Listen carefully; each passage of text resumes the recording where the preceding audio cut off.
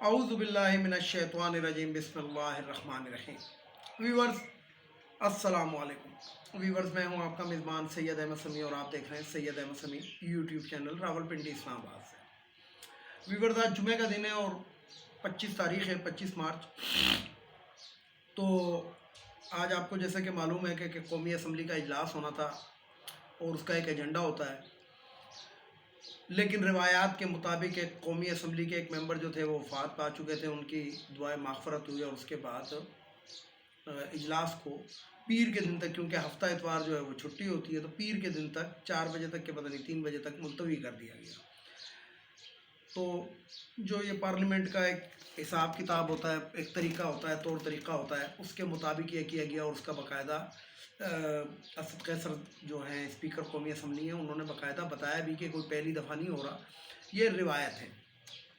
لیکن ایک بات آج میں آپ کو بتاؤں بڑی مزیدار، وہ شاید کسی لوگوں نے غور نہ کیا ہو، لیکن میں نے بڑے سلو، جس کو کہتے ہیں سلو فارورڈ کر کے وہ چیز دیکھی کہ تقریباً 8000 کلومیٹر پر گھنٹے کی سپیڈ سے شہباز شریف اٹھا اور وہ مائک کے پاس کیا، تقریباً 8000 کلومیٹر پر سیکنڈ کے حساب سے، گھنٹہ بھی نہیں پر سیکنڈ، اور اس کے بعد وہ ٹھس ہو گیا۔ نہ آج اس کی کمر میں درد تھا، نہ آج وہ باتھ روم میں گرا تھا، نہ آج اس کو کوئی پرابلم تھا، مطلب کسی بالکل چاق و چوبند۔ تو میں پھر یہیں پہ وہ بات کروں گا کہ شاید یہ میری ویڈیو تو میں نے بنائی دی ہے، لیکن شاید وہ جج صاحب اس کو ضرور دیکھیں جو اس کو کمر درد کا بہانہ، باتھ روم میں گرنے کا بہانہ، چکر آنے کا بہانہ، بلڈ کینسر کا بہانہ، اور اس کی وجہ سے اس کو تاریخوں پہ تاریخ اور تاریخوں پہ تاریخ دیتے رہیں اور بہت کچھ دیتے رہیں، درپردہ کچھ لیتے بھی رہے ہوں گے وہ جج صاحب۔ تو بتانے کی بات یہ تھی۔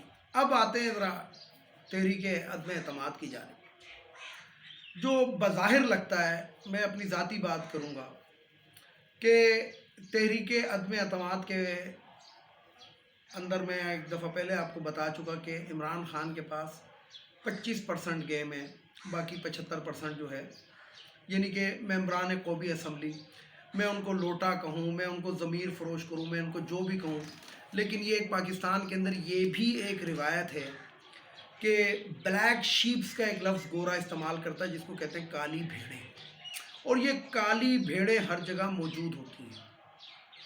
جب پی ٹی آئی جو تھی فلوپ کر رہی تھی تو اس وقت جو تھی اس کے اندر یہ کالی بھیڑیں شامل ہو گئی، اور اب وہ جو ہیں جب تحریک عدم اعتماد آئی تو وہ نکل کے بھاگ رہے ہیں، کیونکہ ان کو جدھر پیسہ نظر آتا ہے۔ اس میں وہ خواتین بھی ہیں جن کی میں مخالفت کرتا ہوں کہ خواتین کی مخصوص نشستیں ہونی ہی نہیں چاہیے۔ اس کی وجہ کیا ہے؟ یہ منظور نظر عورتیں ہوتی ہیں۔ میں بڑے زبردست طریقے سے کہتا ہوں، اور میں جسے کہتے ہیں کہ سینہ ٹھوک کے کہتا ہوں کہ منظور نظر خواتین ہوتی ہیں، یہ کسی اچھے کردار کی مالک نہیں ہوتی۔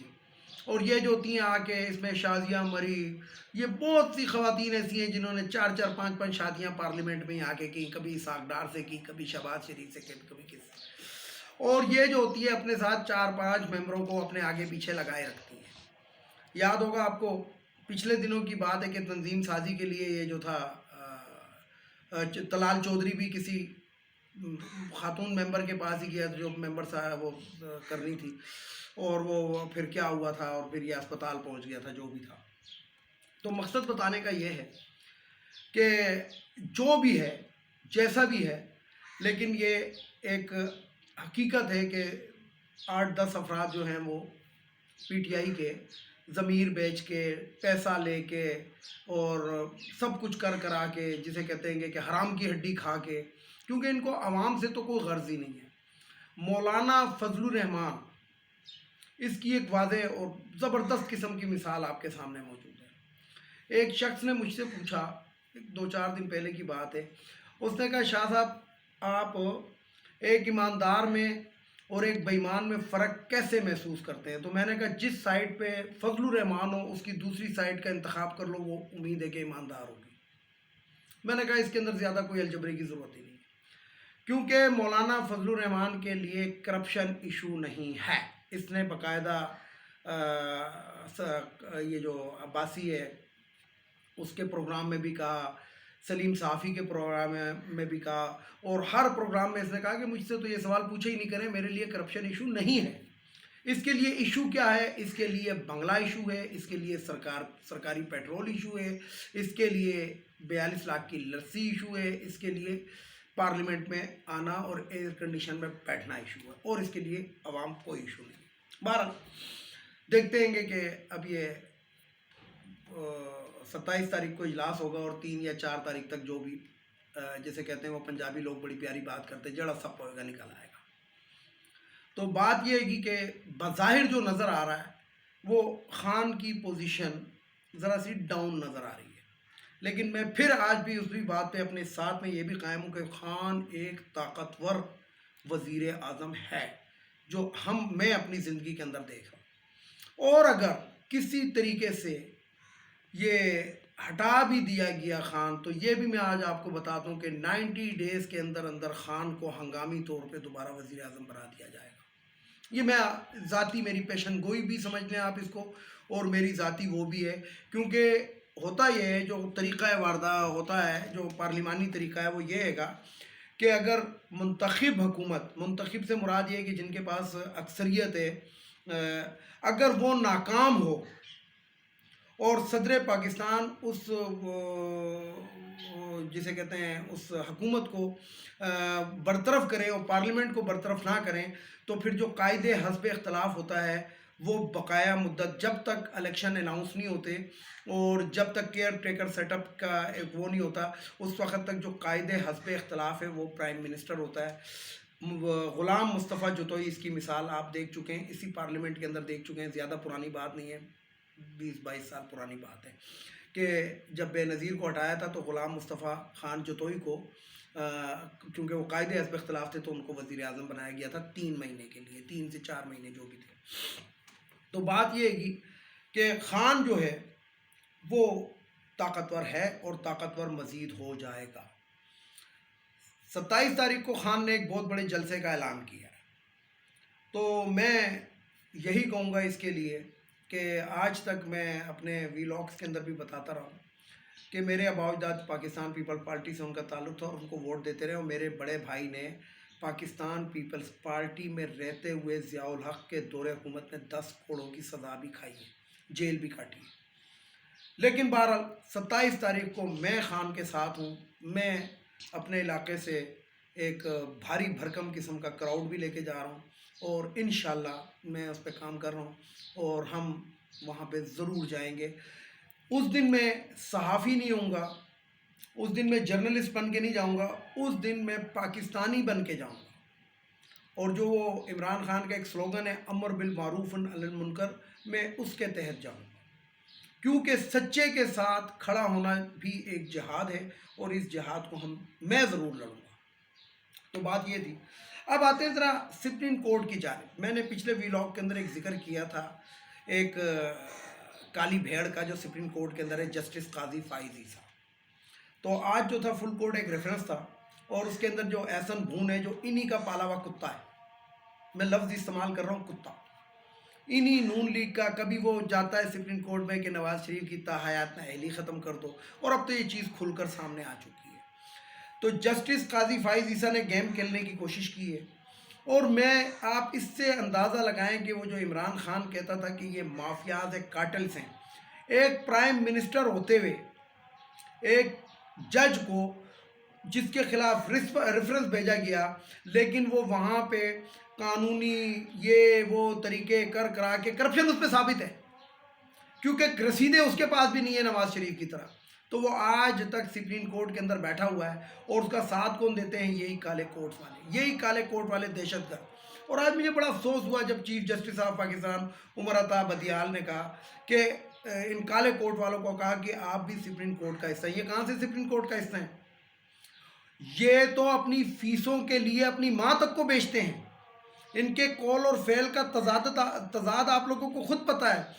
यानी कि एक कातिल है तो उसके लिए दो वकला होते हैं ना, एक जो होता है वो साबित कर रहा होता है कि कातिल है, लेकिन दूसरा ये भी साबित कर रहा होता है कि कातिल नहीं है।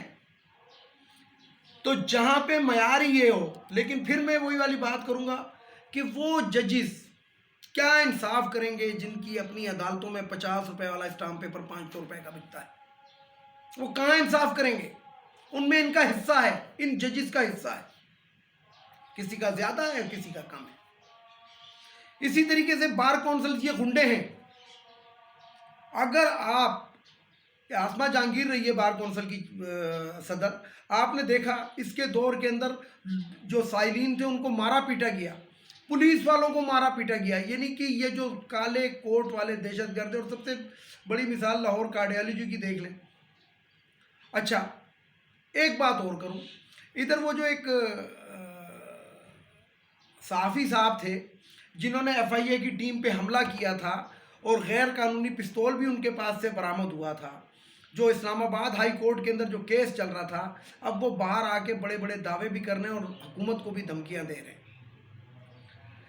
یعنی کہ ایک طرف یہ تحریک عدم اعتماد کا وویلا، اس کے اندر پتلی گلی سے اس کو نکال دیا گیا کیونکہ یہ بہت بڑے مافیاز ہیں۔ تو میں نے آنریبل جو جج ہیں، چیف جسٹس ہیں اسلام آباد ہائی کورٹ کے، ان سے صرف یہ پوچھنا ہے کہ غیر قانونی پستول رکھنا صرف اس صحافی کا ہی حق ہے یا ہم جیسے بھی رکھ سکتے ہیں؟ کیونکہ چلے جی میں مان لیتا ہوں کہ اس کے اوپر سارا غلطہ، لیکن غیر قانونی اسلحہ تو برآمد ہوا تھا نا، اس کے اوپر تو کوئی دفعہ لگنی چاہیے تھی، لگانی چاہیے تھی کہ نہیں لگانی چاہیے تھی، یا جج کو پوچھنا چاہیے، لیکن انہوں نے نہیں پوچھا۔ تو اس کا مطلب یہ ہے کہ جو ہمارے ججز ہیں یہ ملک میں انارکلی، جسے کہتے ہیں انارکنی پھیلانے میں ملوث ہیں۔ طاقتور کے لیے قانون اور غریب کے لیے قانون ہو۔ ایک طرف ایک عورت ہونے کا مریم نواز کو دیا جاتا ہے کہ یہ عورت ہے، انیشیٹو دیا جاتا ہے اور اس کو بیل دی جاتی ہے۔ دوسری طرف سندھ کے اندر ایک لڑکی کی تصویر میں نے وائرل کی تھی، وہ اپنی 3 سالہ بہن کے ساتھ ہینڈ کف لگائے ہوئے بیٹھی ہوئی ہے۔ جرم کیا تھا کہ اس کے پاس صرف پیسے نہیں ہیں بیل کے، 5,000 یا 10,000 روپے بیل دینے کے پیسے نہیں ہیں، تو وہ ابھی تک جیل میں ہے 2 سال سے۔ تو ایسے ججز کے اوپر میرا خیال ہے کہ اسلام کے حساب سے تو لعنت ہی بھیجنی چاہیے، اور میرے حساب سے بھی لعنت ہی بھیجنی چاہیے، کیونکہ وکیل کے لیے باقاعدہ شیطان نے کہا تھا، پیدا ہوا وکیل تو شیطان نے کہا لو آج ہم بھی صاحب اولاد ہو گئے۔ اور وکیل کا جو باپ ہوتا ہے وہ جج ہوتا ہے، تو پوری نسل ہی ماشاءاللہ سے ہے۔ بہرحال یہ کچھ باتیں کرنی تھی، دیکھتے ہیں 27 تاریخ کو کیا ہوتا ہے۔ مجمع ہوگا اور بہت بڑا ہوگا۔ میرا جہاں تک خیال ہے ذاتی کہ طیب اردگان کو جس طرح ترکی کے عوام نے دوبارہ مستند پہ بٹھایا تھا، شاید تاریخ اپنے آپ کو دہرا رہی ہے۔ اگر ضروری سمجھے تو ویڈیو کو لائک کریں، شیئر کریں، سبسکرائب کریں، بیل آئیکن کے بٹن کو ضرور دبائیں تاکہ میری نیکسٹ ویڈیو آپ کو مل سکے۔ اس کے ساتھ ہی اجازت چاہتا ہوں، جو روایتی جملے ان کو کم کر دیتے ہیں آج، اور صرف ایک جملہ کہیں گے کہ ان ججز کو جنازے میں ضرور جایا کریں اور یہ دیکھا کریں کہ جو مرنے والا ہے وہ اپنے ساتھ کیا لے کے جا رہا ہے۔ قبر کے اندر جج صاحب آپ لوگوں نے بھی حساب دینا ہے۔ جسٹس وجی الدین کہتا تھا جب ریٹائرڈ ہو گیا، ججز کا بھی احتساب ہو سکتا ہے۔ ججز یعنی اپنے آپ کو ہر چیز سے ممبرا سمجھتے ہیں، اس کی واضح ہے یہ جو چودھری افتخار چودھری تھا وہ آپ کے سامنے، لیکن قبر میں تو حساب دینا پڑے گا۔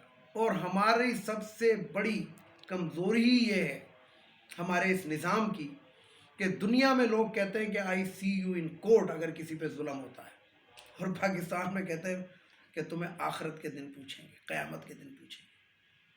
تو justice Qazi Faez Isa, you are the most corrupt جج، اور تمہاری بیوی اس کے اندر ملوث ہے، تم نے اپنی بیوی پیش کی تھی، بھولنے نہیں دوں گا، ہر ویڈیو میں یاد کراؤں گا۔ اس کے ساتھ ہی اجازت چاہتا ہوں تمام دیکھنے والے سننے والوں کو۔ خدا حافظ، اور آخر میں وہی نعرہ، پاکستان زندہ باد۔